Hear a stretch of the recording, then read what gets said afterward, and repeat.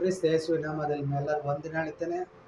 ಈ ವಾಕ್ಯನ ಕೇಳುವಂತ ನಿಮ್ಮ ಕುಟುಂಬಗಳನ್ನು ಪರಲೋಕ ದೇವರು ಆಶೀರ್ವದಿಸಲಿ. 1ನೇ ಕೊರಿಂಥರು ಬರೆದ ಪತ್ರಿಕೆಯಲ್ಲಿ 15ನೇ ಅಧ್ಯಾಯದಲ್ಲಿ 58ನೇ ವಚನ ನಾವು ಓದುವಂತರಾಗಿರೋಣ. ಆದುದರಿಂದ ನನ್ನ ಪ್ರಿಯರೇ, ಸಹೋದರರೇ, ಸ್ಥಿರಚಿತ್ತರಾಗಿ ನಿಷ್ಫಲವಾಗಿರಿ.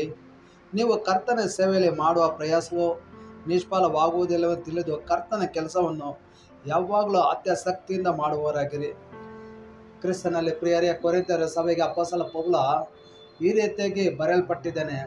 ತನ್ನ ಅನುಭವದಿಂದ ಹೇಳಿದಂಥ ಮಾತು, ಕರ್ತನ ಕೆಲಸ ಮಾಡುವಂಥ ಸಂದರ್ಭದಲ್ಲಿ ಇಷ್ಟಪಟ್ಟು ಅತ್ಯಾಸಕ್ತಿಯಿಂದ, ನಂಬಿಕೆಯಿಂದ, ವಿಶ್ವಾಸದಿಂದ, ಪ್ರೀತಿಯಿಂದ, ತಾಳ್ಮೆಯಿಂದ, ಸಹನೆಯಿಂದ ದೇವರ ರಾಜ್ಯವನ್ನು ಕುರಿತು, ಪರಲೋಕ ರಾಜ್ಯವನ್ನು ಕುರಿತು, ದೇವರ ವಾಕ್ಯವನ್ನು ಕುರಿತು, ಸೇವೆಯನ್ನು ಕುರಿತು ಇಷ್ಟಪಟ್ಟು ನಾವು ಸ್ವಾರ್ಥ ಮಾಡುವಾಗ, ಇಷ್ಟಪಟ್ಟು ದೇವರ ಸಮ್ಮುಖದಲ್ಲಿ ಕುಳಿತುಕೊಳ್ಳುವಾಗ, ನಂಬಿಕೆಯಿಂದ ದೇವರ ಸಮ್ಮುಖದಲ್ಲಿ ಕುಳಿತುಕೊಳ್ಳುವಾಗ, ವಾಕ್ಯವನ್ನು ಪ್ರೀತಿಸುವುದರಲ್ಲಿ, ವಾಕ್ಯವನ್ನು ಹೇಳುವುದರಲ್ಲಿ, ಸ್ವಾರ್ಥ ಸಾರುವುದರಲ್ಲಿ, ಆರಾಧನೆ ಮಾಡುವುದರಲ್ಲಿ, ನಂಬಿಕಸ್ಥರಾಗಿರುವುದರಲ್ಲಿ, ಸಾಕ್ಷಿಯಾಗಿರುವುದರಲ್ಲಿ, ಭಯ ಭಕ್ತಿಯಲ್ಲಾಗಿ ಜೀವನ ಮಾಡೋದರಲ್ಲಿ, ನಂಬಿಕಸ್ಥನಾಗಿ ದೇವರ ಪಾದದಲ್ಲಿ ಕುಳಿತುಕೊಳ್ಳುವುದರಲ್ಲಿ ಆಸಕ್ತಿ ಉಳ್ಳವರಾಗಿರಬೇಕು, ದಾಹ ಉಳ್ಳವರಾಗಿರಬೇಕು.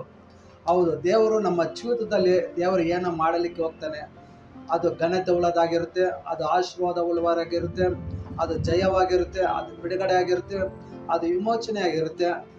ಹಾಗಾದರೆ ಕರ್ತನ ಸೇವೆಯಲ್ಲಿ, ಕರ್ತನ ಕೆಲಸದಲ್ಲಿ, ಕರ್ತನ ಸಮ್ಮುಖದಲ್ಲಿ ಅದು ಯಾವುದೇ ಕೆಲಸವಾಗಿರ್ಬೋದು, ಉಪವಾಸ ತೆಗೆದು ಪ್ರಾರ್ಥನೆ ಮಾಡುವಂಥ ವಿಷಯ ಆಗಿರ್ಬೋದು, ಸುವಾರ್ತೆ ಸಾರುವಂಥ ವಿಷಯ ಆಗಿರ್ಬೋದು, ಮತ್ತೊಬ್ಬರಿಗೆ ಸಾಕ್ಷಿ ಹೇಳುವಂಥ ವಿಷಯ ಆಗಿರ್ಬೋದು, ಮತ್ತು ಕುಟುಂಬದ ಪ್ರಾರ್ಥನೆ ಮಾಡುವಂಥ ವಿಷಯ ಆಗಿರ್ಬೋದು, ದಿನಕ್ಕೆ 1 ಗಂಟೆ ಕಾಲ ಆದರೂ ದೇವರ ಸಮ್ಮುಖದಲ್ಲಿ ಕೂತ್ಕೊಂಡು ಪ್ರಾರ್ಥನೆ ಮಾಡುವಂಥ ವಿಷಯ ಆಗಿರ್ಬೋದು, ಅಥವಾ ನಾವು ಬೈಬಲ್ ಎತ್ಕೊಂಡು ವಾಕ್ಯವನ್ನು ಓದುವಂಥ ವಿಷಯ ಆಗಿರ್ಬೋದು, ಯಾವುದಾಗಲಿ ಕರ್ತನಿಗೆ ಸಂಬಂಧಪಟ್ಟ ಕೆಲಸ ಆಸಕ್ತಿಯಿಂದ, ನಂಬಿಕೆಯಿಂದ, ವಿಶ್ವಾಸದಿಂದ ಮಾಡಿದ್ರೆ ದೇವರ ಅನುಗ್ರಹ ಮಾಡ್ತಾನೆ. ನಮ್ಮೆಲ್ಲರ ಕಣ್ಗಳನ್ನು ಮುಚ್ಚಿ ನಾವು ಪ್ರಾರ್ಥನೆ ಮಾಡುವಂಥರಾಗಿರೋಣ.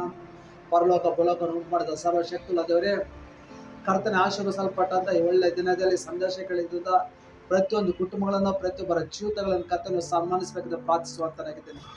ಕರ್ತನೆ ಅವ್ರ ಕುಟುಂಬದಲ್ಲಿ ಕಾಲ ಪಡುತ್ತಾ ಕಣ್ಣೀರು, ದುಃಖ, ವೇದನೆ, ಭಾರ, ನೋವು, ಚಿಂತೆ, ಬಲತೆ ಎಲ್ಲ ರೀತಿ ಬಿಡುವಂತ ಆಶೀರ್ವದಿಸುವಂತರಾಗಬೇಕೆಂದು ಯೇಸುವಿನ ಮೂಲಕವಾಗಿ ಕೇಳುತ್ತದ್ದೇನೆ. ಒಳ್ಳೆಯ ತಂದೆಯೇ.